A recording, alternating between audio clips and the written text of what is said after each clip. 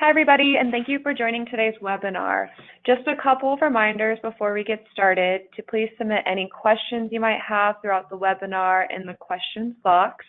Also, be on the lookout for any polls so that you can cast your vote. And finally, there will be a brief survey at the end, and we'd love to hear your feedback. Now I'll hand it over to Scott Burt to introduce today's speakers. Lindsay, thank you. Thanks for organizing the webcast and the webinars that we do. So I'm flattered to have with me today Martin Willingham and Mike Prentice, both senior consultants here at Integro and experts with solutions around content management, data capture, and the like. And they're going to bring some of that to bear and share that information with you today. So we're excited about that. Martin, just to make sure you've turned off the pause on the screen. And I can't advance the slide anymore. Go ahead and advance it for me, Martin. So today we're going to be talking about data capture. So this is a solution that's been around for ages, you know, since the 80s and 90s of scanning and capture of images. But times have changed, as with so many other technologies. So I'm going to kick it off here and talk about what is Content Analyzer. And then we're going to go to Mike and talk about solution architecture and integrations. And then Martin is going to show a little bit of the nitty-gritty of just how you set it up, which isn't that hard. So spoiler alert. And then we'll look forward to your questions. Do me a favor, in the panel, I think it should be on the right of your screen, you should see a thing for questions. Please type in your questions as you think about them, and we can interact there as the event proceeds, and then I'll moderate and field the questions here at the end. Thanks very much. All right, so moving right ahead here. We were going to do a poll, right, first, Lindsay? All right, so we're going to ask a question first. Lindsay, can you go ahead and launch that poll? This is there's two interactive parts to our webinar where you're going to have to wake up and interact here. So folks, do you have a capture solution in your organization? And so yes, do you have an enterprise-wide strategy and implementation of such a thing? Is it by department here and there? Yeah, but you don't really use it, or what are we talking about? What is capture? I always laugh with that word. It feels like it's one that we know and maybe not customers know, so we'll see. And are the results coming in? Let me look here. All right, so, all right, we've got a lot of you voted, so we're gonna go ahead and share. So what's capture? Got a third of the votes, departmental only and enterprise-wide. So interesting mix there. And but if you do have it, you do use it, I guess, is the theme there. Let's go back to the presentation there, Lindsay. Thank you. Awesome.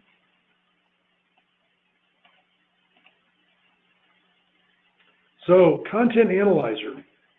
Boiling it down pretty simply, it helps you classify documents. What kind of a document do I have?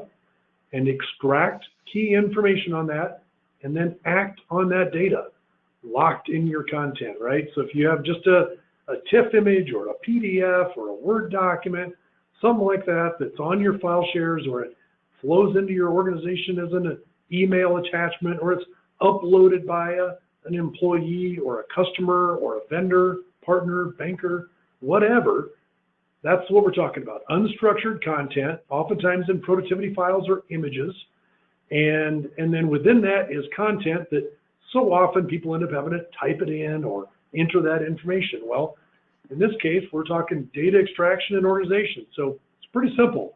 Give this thing a file, and it's going to give you the data back all nicely organized so that the computers in your organization can take action on that content. So using that data in your workflows and analysis and the like, okay? It's that simple. Then another cool thing about what is Content Analyzer is it's a microservice. Cool new little word for this is what your developers at your organization want. Your developers are building apps and widgets for helping support your customers and employees and sponsors and doing workflows, etc.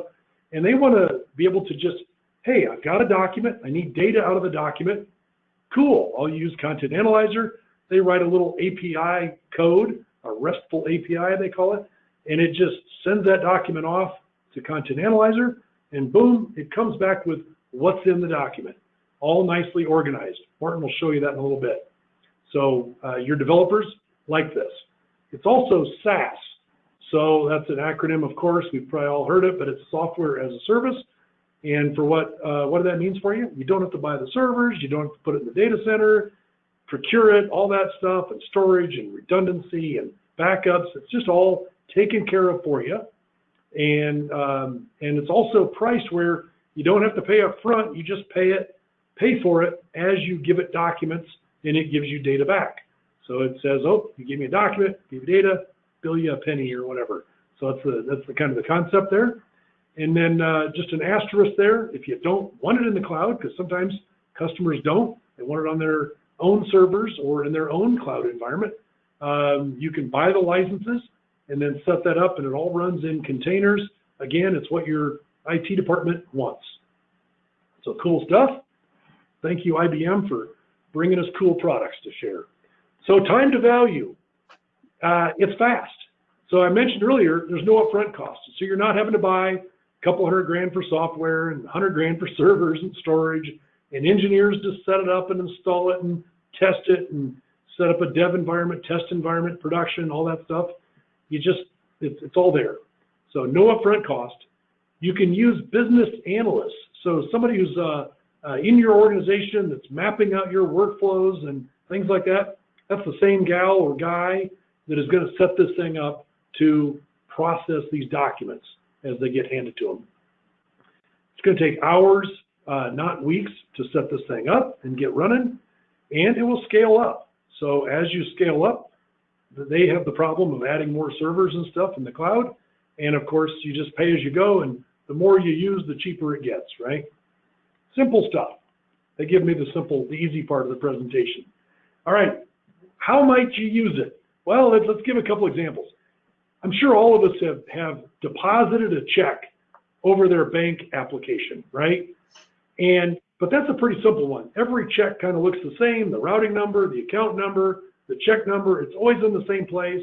It's pretty straightforward for the banks on how to do it. But if I'm an end customer and I've got a bill for my cable company, or I've got a bill for lawn mowing service, whatever, I've got all different kinds of different invoices.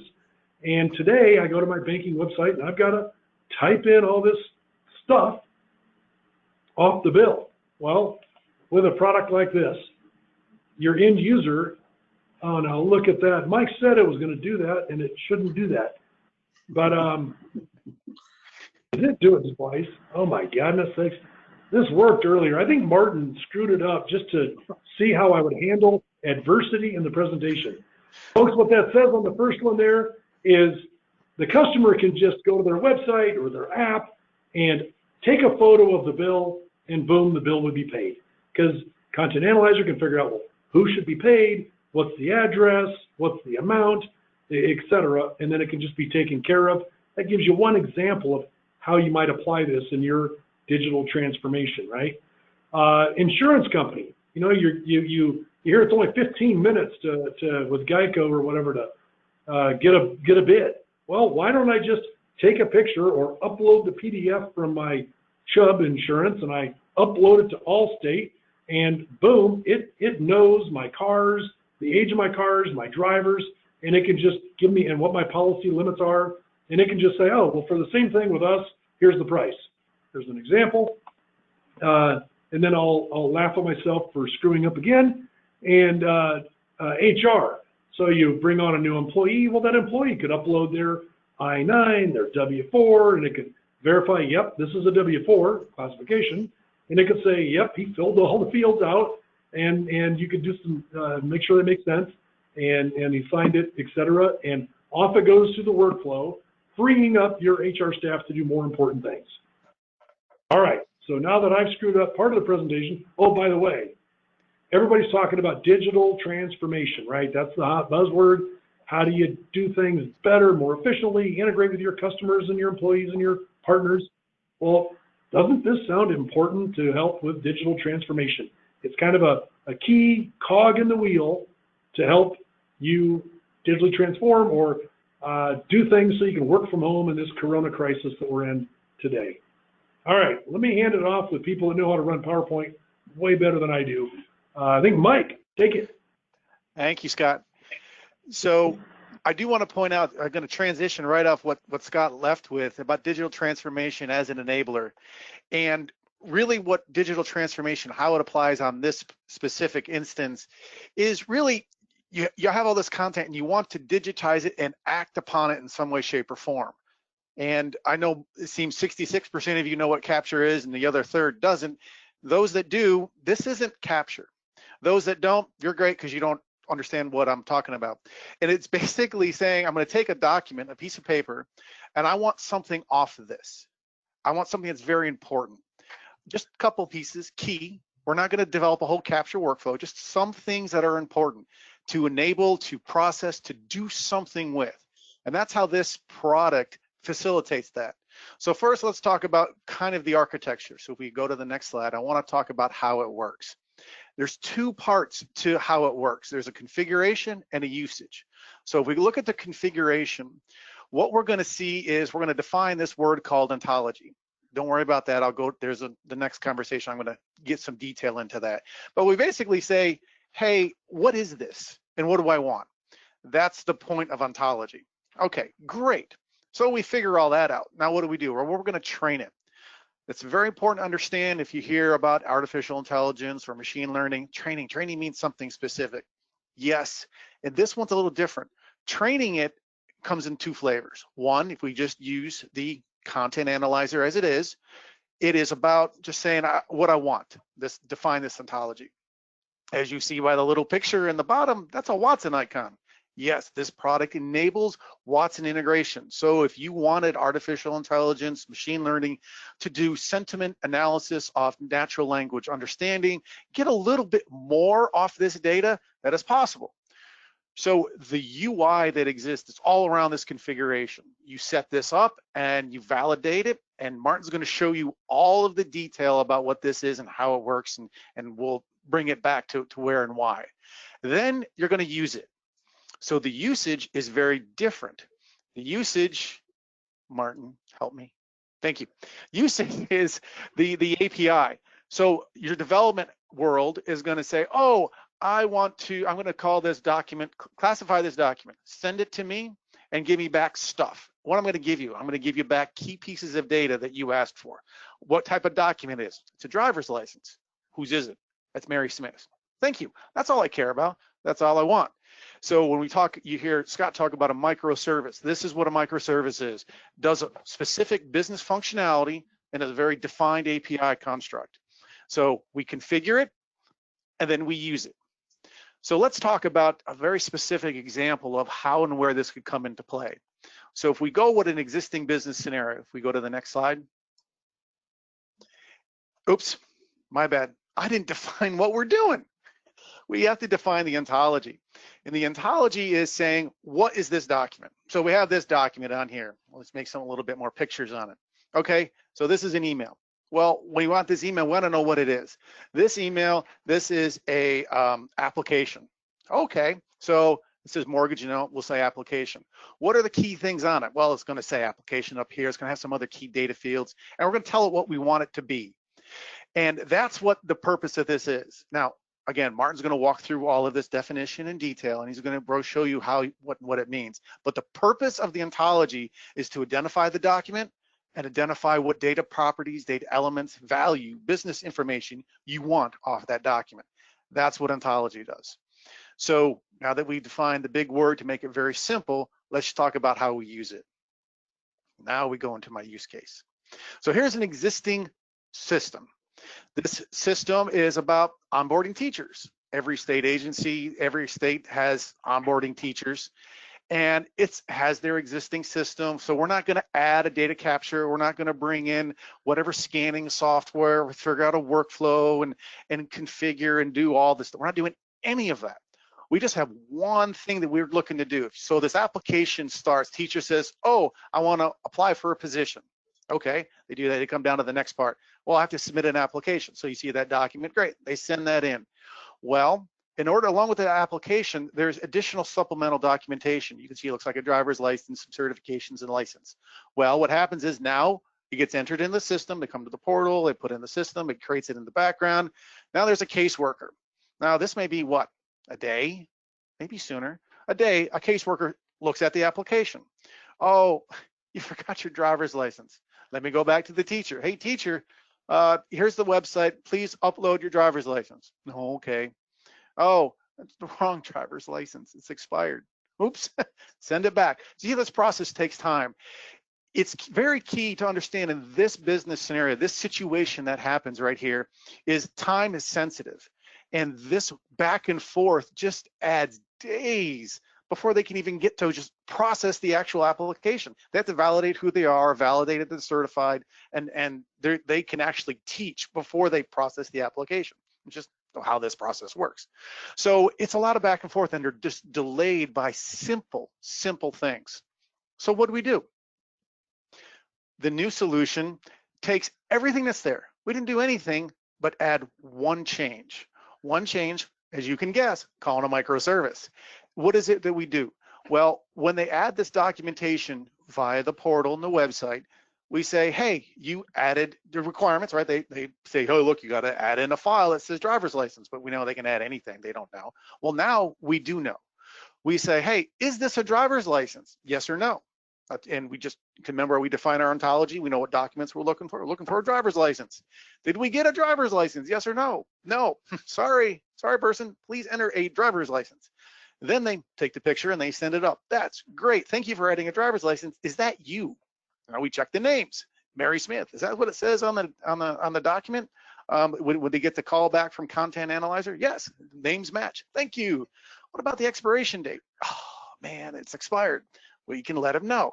And again, take the same scenario with certifications and licenses. Something very simple, very easy, very pointed conversation, very pointed interaction. I'm pointing out the point is it's different than capture. Capture is a big, long workflow process. You process many documents, many types of information that comes out. This is a specific question, a specific response that comes back. And that's what this Content Analyzer brings in. Again, we're not adding an entire environment. We're adding an API call in a very specific point. And what this happens is now when the caseworker gets it, we know that they have a valid driver's license. It's them. It's not expired. They have all the licenses they asked for. It's their name. They're not expired. So now the teacher can just start right to getting this application processed. This time frame is helpful because at the time when we looked at doing this solution, they had a backlog of teachers in their system waiting to be hired. And the schools needed teachers, yet, the same old government response, well, we'll give us a few weeks, we'll get back to you. Okay, I guess my kid just doesn't learn. That's not probably the right option they want to go down. So this is how these scenarios work. And you take all the examples that Scott talked about with, whether it's a bank application, a mortgage application, an HR, you just do simple APIs. This concept of integration is really where it comes into play. So now I believe I'm going to hand it over to Mr. Martin to show us how to make all this stuff really work. Okay, thanks, Mike. Thanks, Scott. Okay, so I'm just going to show you what it looks like to do a configuration and a processing of a couple of documents. And what I'm going to show you is all there is to it, literally, for a fairly simple use case. So this is going to be a use case maybe in an insurance company that's processing accident reports. It's got the claim number in it and a number of other pieces of information that they want to extract. So first thing you're going to do is create the document class, the type of document, as Mike said, in the ontology. And so right now you can see on the right pane, you have the different document classes that we've already configured. And we're going to add a new one called accident report. So I click on that add document class on the left and type in accident report as the name of the document class. You can see I also have a button to check for the Watson NLU. That Jane is like the person's name, their particular integration into Watson. We're not going to check that in this case, but you could check that if you wanted to do natural language understanding. So when you create a new document class, it creates four sort of sections: classification, heading, key, and title. Classification is where you add specific words that, if found in the document, indicate the type of document that it is. The heading are the different sections in the document. key are the keys and the keys that you're looking for the value. So I don't know if we talked much about key value pairs, but that's a critical part of this product is we're trying to get keys and values. And if you don't know what that means, a key might be last name, pair, the value is Smith. So we're looking for these keys, and I'll show you examples in a second. And then a title is the overall document title, that if it finds this word or words that it knows to assign it as the title. Those are helpful later on in your process. So Martin, I got a question for you on your slide there. So we're talking about accident report. What are these other ones underneath it? Are they different types of, what are those? Okay, so under accident report, you can see balance statement, bill of lading, estimates, invoice, and so on. So these are the different types of documents you might want to process with Content Analyzer in your organization. Each one is going to have its own set of keys and values that you're trying to extract. In invoices, you're going to try and pull out invoice number, invoice date, company name, so on. And medical record, it'd be patient name and social security number maybe. So all of these different types of documents have their specific types of keys and values that you're trying to extract. Thanks, Martin. Sure. Okay, so the first thing we're going to do is add the title. And the title that we're going to look for is Report Nexus. And you can see where I've added a few titles here: Accident Report, Report Nexus, and Police Report. So if it sees those values, it's going to likely assign those as a title. The next thing, I'm going to assign some classification words. And I'm going to click on Add Classification Word. And the first one I'm going to add is called Adjuster. So it's going to look through this document for Adjuster and a few others that will indicate what type of document it is. So Martin, when the first time I saw this was very confusing. Why do I have a title and why do I have classification? It sounds like I'm configuring the same thing twice. So what am I really doing here? So it's a good question. A title is, if you receive an accident report and you want to know what is this I'm looking at, to not only tell what type of document it is, but what's the particular title of this document. That's what title is used for. And you can forward this into, maybe you're putting it in a document repository. That would be one of the indicators that you'd populate as title. The heading is a little bit more important in some cases. Consider a bank statement. You might have a bank statement that has a summary information at the top, maybe ending balance, beginning balance, in bank statement date, customer name, so on. And then down in the body of the document, you might have a lot of line items. You might have debits at the top where you have the different debit related activities. And at the bottom of that section for debits, it has a total amount. And then you might have a credit section that at the bottom of that, under some line items, it will have a total section. So it wouldn't make sense to just extract different totals out of your document without knowing that it came from the debit or the credit section, because you may want to do some calculations or some comparisons against a mainframe or some other system of record to do validations. So that's what the headings are for. So it knows, so you know later on, where did this particular key and value come from within the document. So Martin, I got to ask this. So if we're going to tell it everything that it needs to know, why is this thing smart? Seems like it just tells me what I tell it to tell it. Well, that's a good question. Because it extracts all this information, doing this in a more traditional capture application, what we're doing with a few easy clicks, and we're adding a lot of words, we're typing in a lot of words and different properties, but it's much, much, much simpler and quicker than doing this with a traditional app. And we can use AI. And it can link to AI, yes. Okay, so the next thing I'm going to add are the keys. And this is really the heartbeat of this, is the keys and the values. So the first key I'm going to add is claim. This is going to represent the claim number. Now this is important. The key that I'm adding is called claim, but it can be called different things within the document. It might be called claim space number. It might be called claim num. It might be called claim NUM. there are a lot of different things in the document that might be referring to the claim number. And if you're getting in documents from a lot of different sources that you don't know about in advance, you might not know what the particular vendor or customer is calling it. So the key is always going to be claim, though. Also, while I'm at it, I'm going to tell you that this is going to be mostly alphabetic.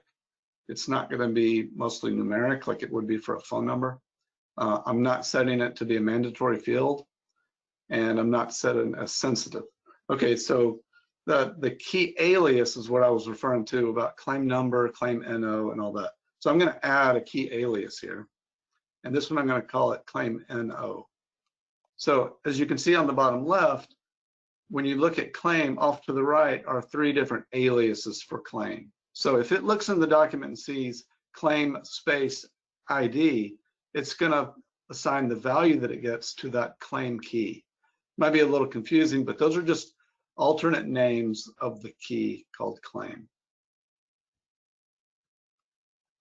Okay, that's it for configuration of this particular document. That really only took a few minutes to do. So now I'm going to test it with a sample document. Now, you can process your documents in this user interface that I'm going to show you, but more typically you would have an API call against those. This is where you go to test the documents that you have. So this is the document interface. You can see I've added 3 documents down below: medical reports, an invoice. It automatically detects those type of documents. But this is going to be an accident report. So I'm going to select new. You can see it in the red box. I'm going to select new, browse to the report, upload it, and in a few seconds it will come back and give you the status. In this case, it's in good order, which means it successfully OCR'd it, and everything's good. There are no errors. And it assigned it a document class of accident report based on the contents of this document. I didn't tell this, as you can see, I didn't tell that this was an accident report. It detected it automatically. So Martin, this is a little different. I mean, typically with your standard classification, you have to determine how many documents you want to pass into it. What do we do here? How is this different? How do I know when I'm done? That type of question. Well, when you use a typical application, you're going to have to set up a lot of different fingerprints or zones or a lot of different ways to capture this data. Here, all we've done is look for this type of words, these headings, these titles, these keys and value, these keys, and it's going to extract all that information for you. As you can see, this is all the work I've done. Okay, the results. Now on the left pane of this is what the document looks like, the original, the one that we uploaded. This is the contents of that document. It put boxes around, Content Analyzer put boxes around the various sections. And you can see client is in green and it's got John Doe next to it. And on the right, you have client, and on the right are the keys and the values. Client is the key, the value is John Doe. Division is the key, the value is SER123. Now, something interesting on this division, we did not define an alternate alias for division. We just put in division, and we didn't also tell it where the value would be located, but it found it to the right. It isn't necessarily to the right, but it is in this document. So you can see on the right all the keys and the values. Now this is for you to view and look at and confirm and to make sure that this is all correct. On the right pane, I don't know if you can see, it says JSON viewer. This I'm going to click now, and this on the right is the actual JSON. You might not be familiar with what JSON is, but it's an industry standard way of extracting and storing keys and values. So this JSON output is what will be used in the next application. You can also you can put it out in CSV and XML, but most applications these days are going to want the JSON output. So I want to add a little bit more commentary on this JSON. So if you remember when I talked about my use case about the integration that we were calling about a driver's license and a document attachment coming back. So this JSON has a whole bunch of other data other than the two things I mentioned, driver's license and Mary Schmidt. It has, so give an example of specifically one type of data element. If you can read the JSON on the right, it says document OCR confidence, and it comes back as high. Well, we may decide in our teacher application that we're okay with everything as long as it's medium and above, assuming there's low, medium, and high. If it's low, we're gonna come back and say, I don't think that driver's license is a driver's license. Please re-add it. Even though it may be, obviously, something's wrong. The image is blurry, it's a bad picture, could ever be something to that nature. Again, the same thing could be applied to any of these data fields that you're saying, like let's look at date. And the date comes back and the confidence level is low. We'll just say that it's 20. It's not a percentage, it's just a rating. It's a 20. And we determine that our ratings have to be 60 or higher. And you can come back and say, look, I need to validate this data in some other way, shape, or form. So if we talk about injecting this process into a middle of a process to call out and validate data, we may need to handle an exception just for that one data to validate it and bring it into play. So it's important to understand, it's fine, you don't really need to understand and know what the JSON is, just to know that there's a whole lot of other data and information in there that can be very important to the calling application that you're in to make better choices on what's going to happen. Thanks, Mike. Okay, I'm going to process one. This is almost the end of our presentation, but I'm going to show you one more document that has that division code in a different location. So on the left, you can see division code, whereas in the previous example, it just said division, and that's all that we defined, and the value was to the right. Here, it's division code, and the value is below it. And Content Analyzer we didn't define that, but it found it anyway. If you see on the right, at the bottom, it says division, and it shows the value. So it extracted that data, assigned the value SCR123 to the key division, even though we haven't defined it as such. But it marked it with a little yellow circle there saying, this is what the product thinks is the value for division. Is this actually true? So you can select that and click learn on the right side of the screen. You can click learn, and it will learn that alternate variation of the division key, and it'll use it in the future without any question. And like Mike mentioned, if there are any of these yellow buttons, then it would automatically maybe send you to a verification area. Martin, that's a good example of that. That's a good example of that AI where Content Analyzer is able to figure out division code is the same as division, and figuring out where the value is compared to the key, and just what didn't have to be defined by a computer engineer. Exactly. Okay, so that's the end of the setup and use section. I guess, Scott? We have another poll, Lindsay? Oh, I was on mute. Okay, I'm off mute. Hey, by the way, we're getting some great questions in, and we'll answer these live in a panel kind of thing in a moment, except for I see we're running along. Martin, you didn't go fast enough. Lindsay, can you show the poll there for the next question? And we'll go a few minutes long. Sorry about that, everybody. And is your company working on digital transformation, or maybe in this age of coronavirus, trying to do more things efficiently with remote staff? Go ahead and throw in your answers there, and then we'll share with everybody. And Lindsay, as soon as we have a critical mass of people having accepted or answered, go ahead and put it up there. And doing some is the big answer there. Lots of talk, and we're working on this big time, and somebody said they're done. That's great. I don't know. I'd like to hear from them and learn more about that, and not yet. So let's go to the questions, and let's go and ask some of these great questions to the staff here. So Martin, I think I'm going to bring this one to you. Is what about handwritten words? Can it figure out handwriting? Well, I don't believe straight out of OOTB, as they say, it has a handwriting analysis. But with the Watson integration, there may be something? That's a good question. I'm not 100% sure on that.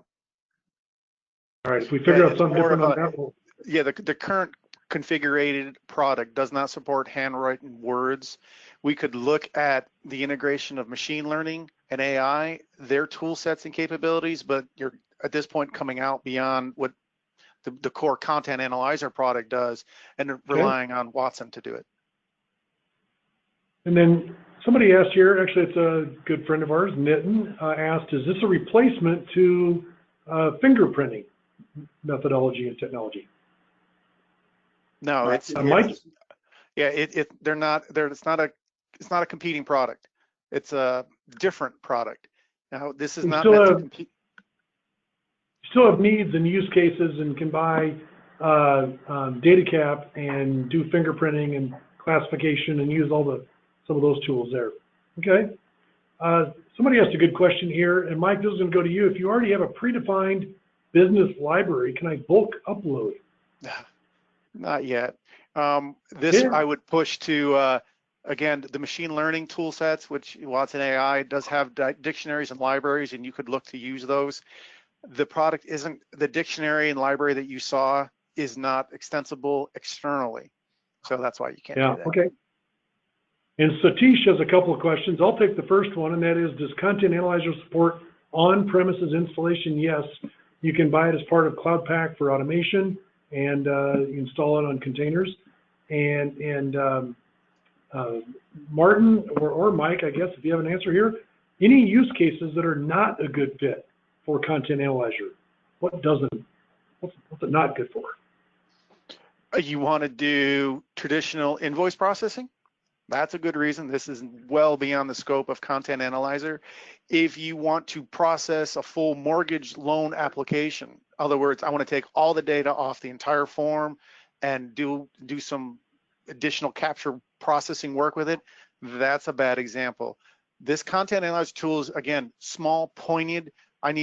Tell me a document, tell me some key pieces of information to accentuate an existing process. That's really where its sweet spot is. Then, when you go beyond those borders of any product, you're beyond the borders of the product. Great. Well, I'm going to close out here because I apologize for running long, guys. We try so hard to keep it right on time. As I close out here, I'm going to answer one question here. If you install it on-prem, what software is required? I mentioned Cloud Pak for automation. What's interesting about that product is it's a bundle. It includes all kinds of other citizen developer capabilities and other things as well. So it becomes quite a Swiss Army knife capability for you. Call to action. Hey, we'd love for you to follow us on LinkedIn and Twitter. And I'm going to ask my marketing team to figure out how we can look at new signups, and we'll select somebody from that to get a Starbucks gift card. Thank you. And then, hey, get a personal conversation. I find the best way I learn is I get somebody a lot smarter than me, like Martin or Mike, and I just ask a ton of questions, and it helps me learn and understand something here. So schedule a call, and we'll explore your needs and use cases, and there's no dumb questions. And give it a try.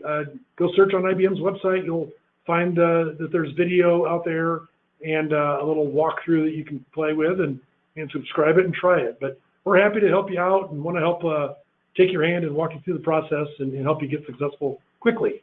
Thanks, everybody, and thanks for attending our webinars. Thank you.